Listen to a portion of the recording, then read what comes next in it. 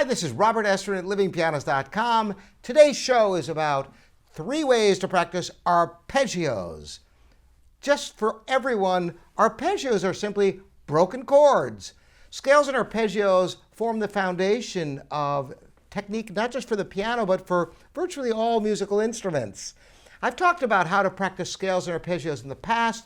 Today I'm going to give you 3 ways of practicing arpeggios specifically.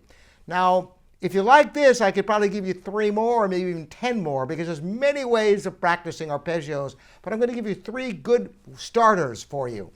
Okay, broken chords. So I'm just going to take a C major arpeggio to keep it simple. Arpeggio, a broken C major chord. That's the foundation of an arpeggio. But of course, since you're going all the way up and down the keyboard with both hands, you need finger crossings. I suggest Hanon, 60 Selected Studies for the Virtuoso Pianist, is a resource of all the fingering for all your major and minor scales and arpeggios, as well as exercises and other things.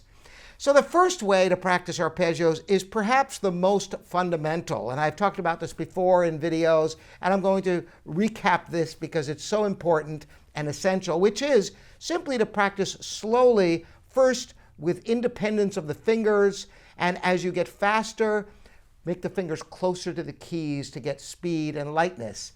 I'll demonstrate this. And you want to use the metronome when practicing arpeggios or scales because the whole idea is to measure your playing because you want to have precision. You want to be able to play with evenness in tone and touch and timing and phrasing and everything. And of course, you can practice your arpeggios with different phrasing and dynamics and all of that. But for now, I'm just going to play them straight through at kind of a strong level. Always from the fingers. It won't do you any good to practice arpeggios or scales using your arms, your wrists, because as you go faster, they're not going to be able to keep up. Your fingers, the whole idea is to develop your fingers. So watch how you can practice arpeggios slowly.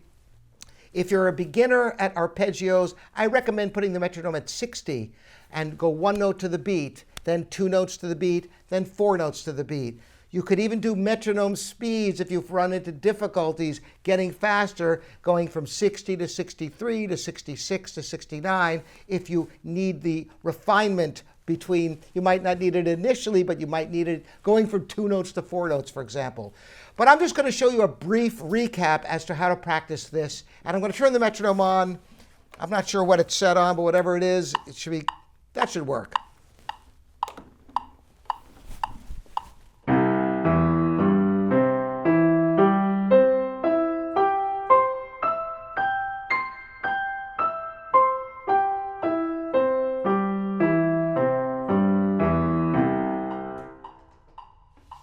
Now notice a couple of things. First of all, no up and down motion with the arm, just fingers. And I'm using rather raised fingers. The purpose of that is to get the independence of the fingers. Plus, you develop strength by moving your fingers for each note. You get the feel of where each key is. It gives you an opportunity to dig into each note to really feel secure. Once you're secure at that, and you should do that at least 4 times through comfortably, not 4 times where you're the first 2, 3 times it's not quite there. I mean 4 times absolutely solidly in a row before moving on any faster. And then you go to 2 notes to the beat.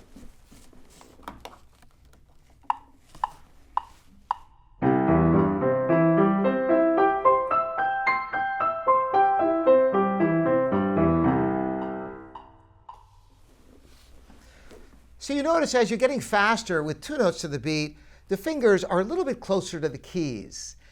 Transitioning to 4 notes to the beat, you want to almost have your arms floating in air just above the keys because the fingers just don't have the strength to support the arms at great speed. So listen to 4 notes to the beat. Notice how there's less motion, just fingers very, very close to the keys.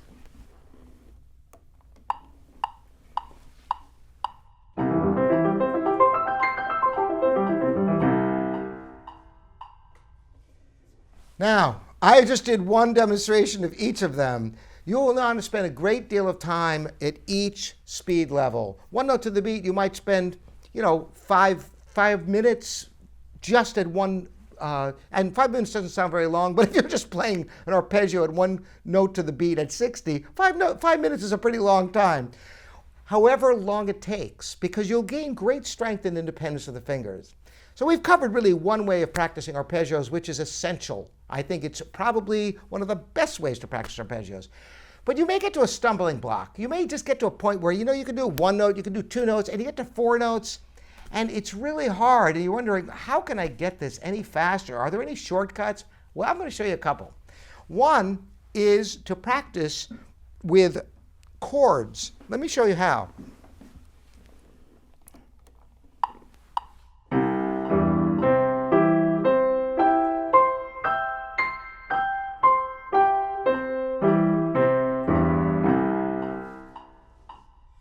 You notice, by delineating where the thumb crossings are and then where the 2 notes play together, you get the sense of where the thumbs have to be. I'm going to do this again for you.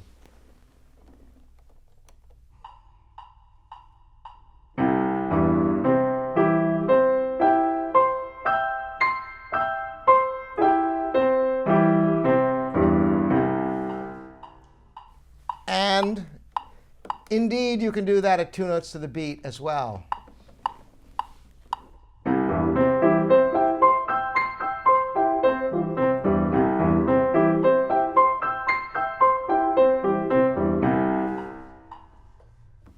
Doing 4 notes would be really tough. It depends what tempo you're at.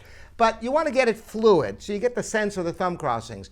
Then you, instead of trying to go faster with that, instead break it up with rhythms, so that you get the sense of landing on the thumbs in each hand and the inner notes kind of being light, like this.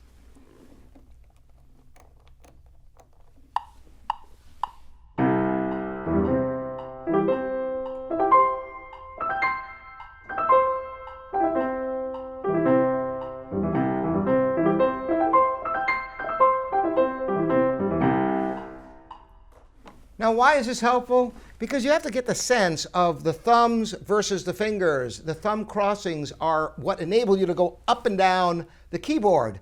And so getting anchored on the thumb crossings and having the fingers with evenness to be able to get those inner notes cleanly.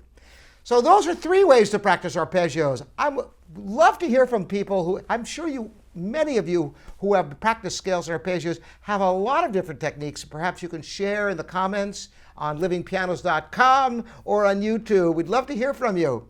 Once again, this is Robert Estrin here at livingpianos.com, your online piano store, and videos coming every week to you for years with many more to come. See you next time.